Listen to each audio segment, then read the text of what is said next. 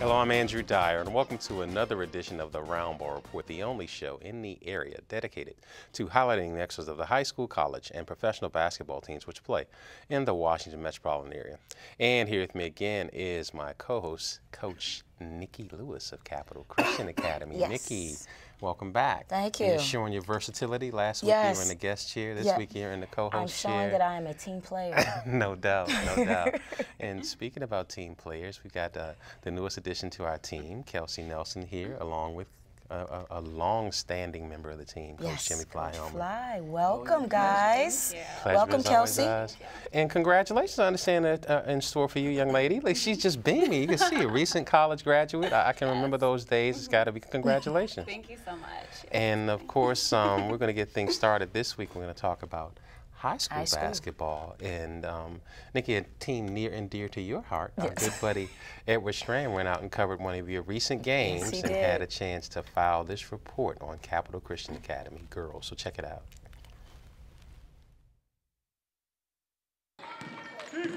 We are here in Landover, Maryland to watch the Capital Christian ladies take on Math, a team from Baltimore, Maryland.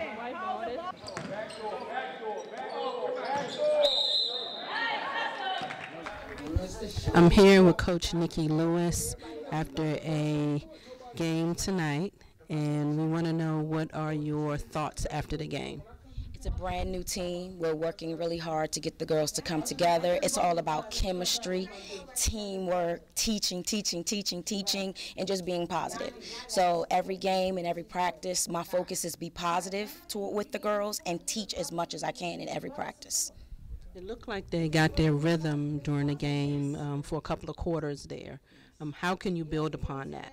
We go into practice tomorrow and we keep working on staying together as a team. We have to learn that even though we're down, we're not out. And it was 25-35. So if we would have just kept pushing and staying aggressive, we would have brought the score up a little bit more. So it's more about just teaching the girls how to continue to play basketball and stay in the game. What's next? Next is we go to practice tomorrow and Thursday and WISE on Friday. So on Wednesday and Thursday, we're going to talk about defense, offense, attitudes, aggression. We're going to get on the floor and we're going to go over defense, offense, attitude, and aggression, and we're going to bring it on Friday. All right, Coach, good luck. Thank you. Capital Christian fell to the Maryland Math, but as Coach Nikki Lewis said, they will continue on. This is Edward Strand for the Roundball Report. Back to you guys at the studio. Great job, Ed. And now we're here with that coach. I'm hyped. I mean, Jimmy, I could play for that coach.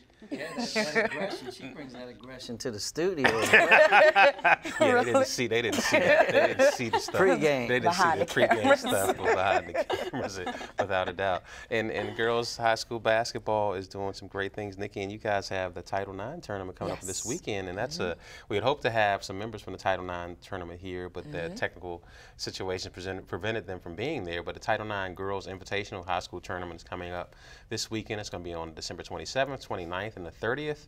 The 28th, they have a gala, but the games are at DC Armory, and they start at noon each day. And Nikki, there are going to be a bevy of teams from throughout the East Coast participating in that tournament. Yes, I am excited. Our team will be participating in the tournament on Saturday, and we're only playing one game, but I will be in the gym the whole time, checking out the games, and along with you guys. I think it's a great tournament. It gives the girls an opportunity to get out there and really show their worth, their style. You have college coaches that are coming in. It's a really great tournament, and I'm happy to see the Saladin Reese's continuing with the Title IX tournament every year. Right, and that's in Saladin. Wasn't able to make it tonight, but Kelsey, one of the things that we're going to do, and which is nice associated with the tournament, as you talked about the college coaches, but they're trying to prepare the young ladies for workshops and communications to let them know what it's like to be interviewed and things of that nature. And we're going to come down there as a group to try to help educate them on that process, do some mock interviews, and let them know what that's like. Because you were a high school athlete and then had to transfer to communication. So not only will it prepare the ones that go on to play collegiately to get a chance to do those interviews and whatnot, but it'll give them a chance that those that aren't able to play collegiately, hey, maybe this is something I'm interested in doing. Exactly. I love that, because I think that's one of the biggest critiques players get now is that, yeah, you're great on the court, but you also want to know how to talk and how to speak, especially if your career path changes obviously after high school or after college. So that's great, obviously. And a lot of people do go from athletes to TV, as we see on TV all the time. So I think that's wonderful, especially for female athletes. athletes. Right. Yes. And of course, Title IX, I guess it was about 35, 40 years now. Yes. Where you had to, if you had to give women, not had to be, thankfully, gave women Thankfully. the same opportunities in athletics as they did on the men's side. And this tournament is commemorating that, so many years of it. It's going to be a very talented field, Coach. And we see the impact that women's sports has throughout, and it's all a direct benefit from Title IX. Oh, most definitely. I mean, from where basketball, just women's basketball, you go back to, you probably remember Immaculate Conception, this Pennsylvania school, that they were, I think they were wearing the skirts back then. They were dominant. They were wearing the then skirts. you went to, you know, Tennessee, Connecticut, you know, UConn, and just the opportunities you have. Women's sportscasters now. Who would have thunk that, Right. you know, 35 years ago? Right, right, So right. Title IX has definitely opened a lot of doors when it comes to females in sports and now into television, which I think, I just hope it keeps going. Yeah, without a doubt. And then once again, you can check out that tournament. The Title IX Invitational is going to be this weekend, December 27th, 29th, and 30th. The game started at noon each day at the DC Armory. We're going to be down there covering it and presenting some workshops. So if you want to see some of the best girls high school basketball in the area, go check that tournament out. Right. And of course, Coach Jimmy, as we transition to college basketball, you had a chance to do on the girls' side to see some of those young ladies that aspire to get to the next level. You got a chance to do the University of Maryland against Coppin game the other day, and you were very impressed with the Lady Terps, shall we say? The Lady Terps were as advertised, 11th ranked in the country, and they showed why. I mean, they're deep at every position. They got multiple players at every position. This young lady, Brianna Jones, underneath, Kimbrough. She has a hyphenated name. I forgot her name. Walker Kimbrough. Yeah, Walker Kimbrough, and she's from Pittsburgh area, Alquippa, PA. But the little point guard, Brene Mosley, she had a heck of a game. She has that ball on a string. She had like 18 points, 7 assists. But the thing that impressed me was, you know, the game got out of hand. Obviously, the final was 110-51. But sometimes when you get in a game like that, players will relax. They played 40 minutes at the same level. And I read the comments by Coach Freeze afterwards. She had said the last 2 games they had been able to maintain that level of play because they did, you know, go to Notre Dame and get hammered. But to get back to the Final Four, you have to play to your standards, not the opponent. Right. And it was impressive.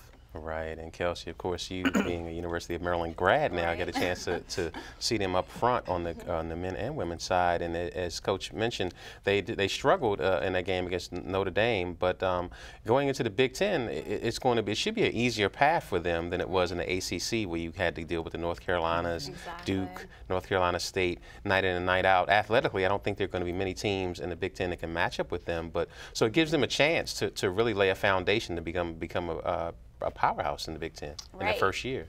I can see them definitely going back to the Final Four and hopefully obviously advancing past the schools like Notre Dame. And us going to the Big Ten, right, you kind of eliminate those big ACC basketball schools, which is so exciting. And in the Big Ten, I think it will be a different style of play, but I think they've adjusted well. And Coach Freeze is the best coach I think ever to like, really be able to make that adjustment.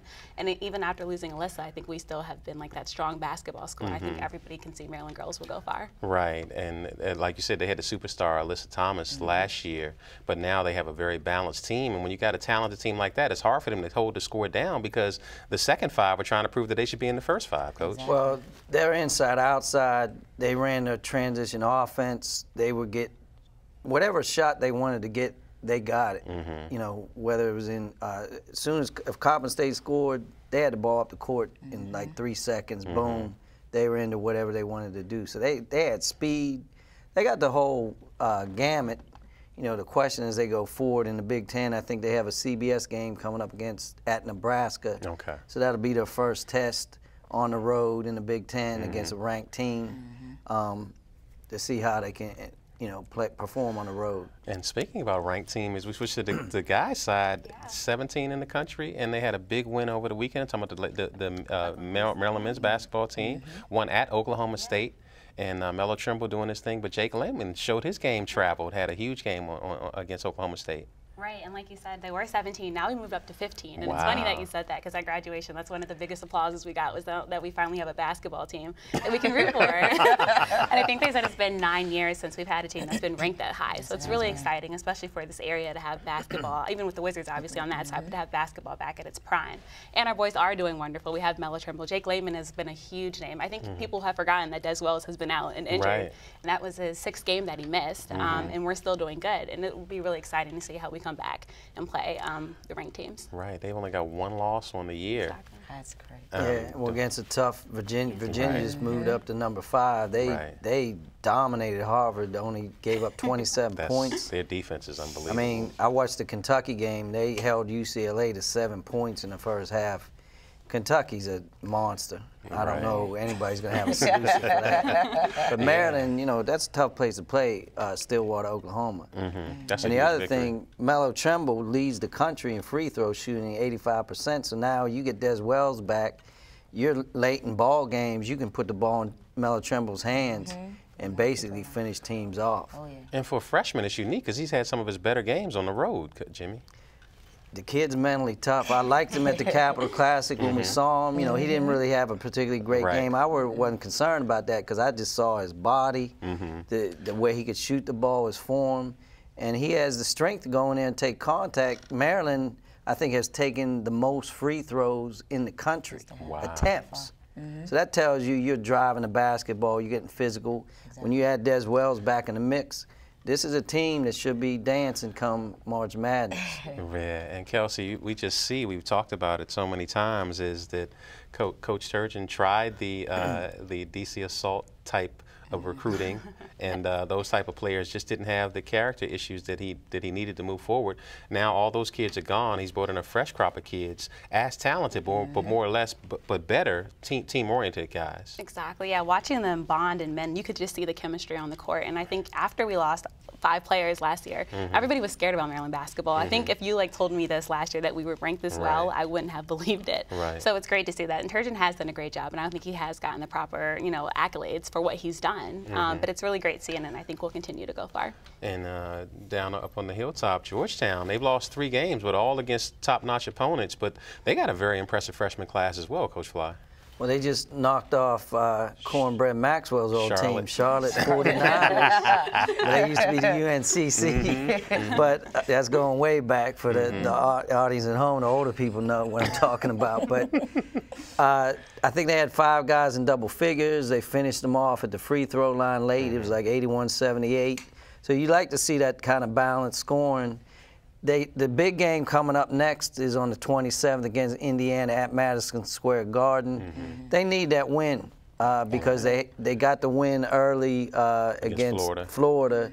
Lost the Wisconsin because the Big East is no longer the Big East of the past.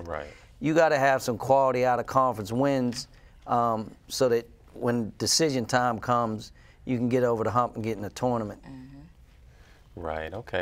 Well, that's going to wrap up college basketball. We're going to go to a quick break, and on the other side, we're going to turn the page to NBA hoops as we have a special feature on Flip Saunders' return to the Verizon Center as coach of the Minnesota Timberwolves, and we recap the week that was for the Wizards and the rest of the NBA with our panelists of my co-host Nikki Lewis, Kelsey Nelson, and Coach Jimmy Fly Hellmann right after this, so stay with us.